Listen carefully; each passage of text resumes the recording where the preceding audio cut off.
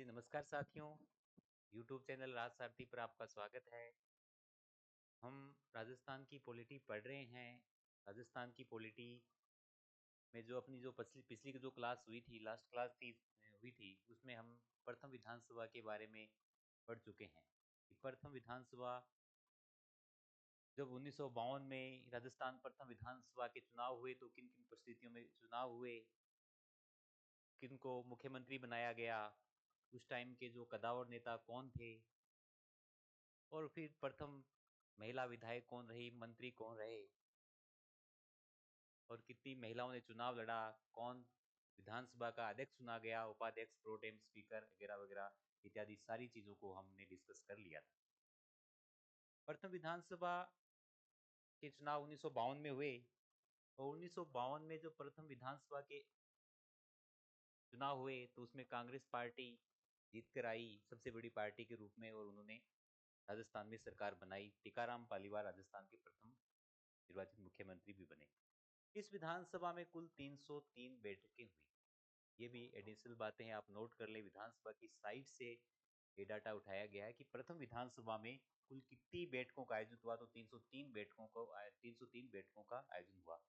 प्रथम विधानसभा ने राजस्थान में 3 मुख्यमंत्री देखे, टीकाराम पालीवाल, उसके बाद जयनारायण व्यास भी कुछ ही टाइम तक मुख्यमंत्री, राजस्थान के मुख्यमंत्री रहे।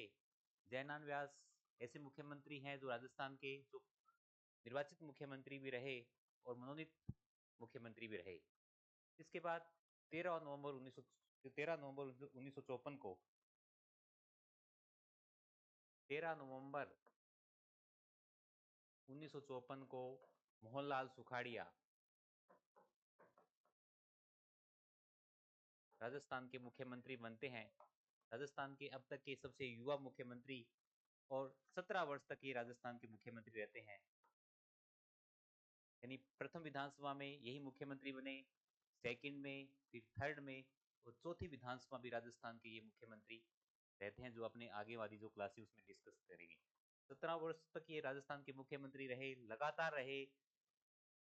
और अगर दिनों की बात करें तो इसमें डाटा है कि 6038 दिन तक, कितने दिन तक,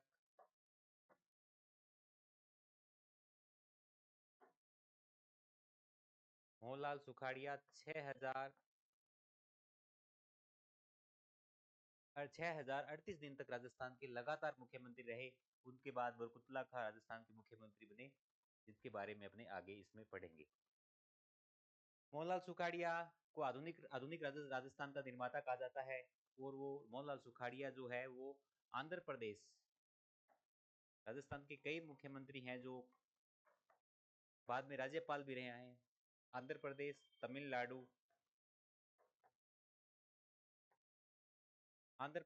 तमिलनाडु, और कर्नाटक के राज्यपाल भी रहे हैं। कौन? मोहनलाल सुखाड़िया।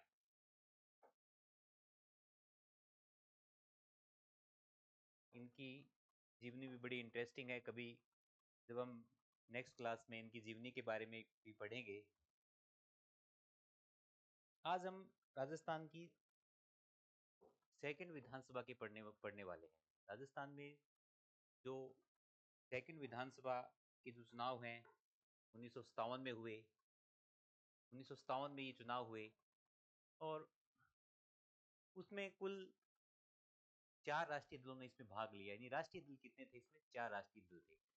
इसके अलावा एक दल था अखिल भारतीय राम राज्य परिषद। राम राज्य परिषद अलग है, जो प्रथम विधानसभा में जिसने 24 सीटें जीती थी, द्वितीय दल के रूप में वो सामने आया था। लेकिन अखिल भारतीय राम राज्य परिषद अलग है, इसने 1 सीट जीती थी। और उसमें कुल विधानसभा क्षेत्र फिर 176 बन गए थे। जो हम प्रथम विधानसभा में पढ़े रहे थे कि 160 विधानसभा के लिए चुनाव हुए। और जब राजस्थान का एकीकरण हुआ था तो अजमेर का जो धारासभा थी, वहां की अलग विधानसभा थी जहां के मुख्यमंत्री हरिबाबू उपाध्याय थे।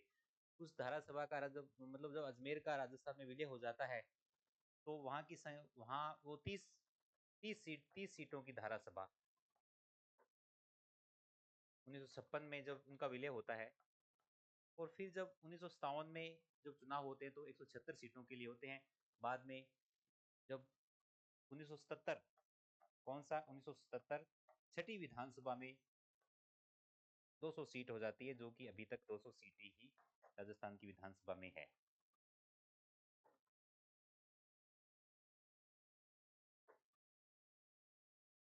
कांग्रेस पार्टी प्रथम विधानसभा की तरह इस विधानसभा में सबसे सर्वाधिक सीट लेके आई। उसने कितनी सीटें जीती? तो 119 सीट जीती। राम राज्य परिषद ने 17 सीटें जीती। तो प्रथम विधानसभा में कितनी सीटें जीती थी? जिसने 24 सीटें जीती थी। इस बार वो 17 सीटों पर सिमट गई। और आप सभी को पता हो कि मोहनलाल सुखाड़िया सेकंड विधानसभा 1957 में भी राजस्थान के मुख्यमंत्री बने। नेता प्रतिपक्ष किसके बनाया गया? नेता प्रतिपक्ष नरेंद्र सिंह को बनाया गया।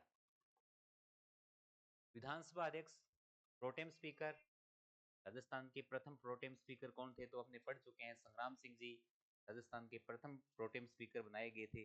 और द्वितीय विधानसभा में कौन थे? तो नारायण सिंह वसुधा द्वितीय विधानसभा के प्रोटेम स्पीकर बनाए गए थे। इसके बाद प्रोटेम स्पीकर के बाद राजस्थान की विधानसभा ने अपने 27 सदस्य का निर्वाचन करना था। और 27 सदस्य के निर्वाचन के रूप में रामनिवास विरधा को स्थायी अध्यक्ष के रूप में चुना, निर्वाचन किया। और उपाध्यक्ष किसे बनाया गया? तो निरंजन सिंह आचार्य को राजस्थान की द्वितीय विधानसभा के लिए उपाध्यक्ष बनाया गया।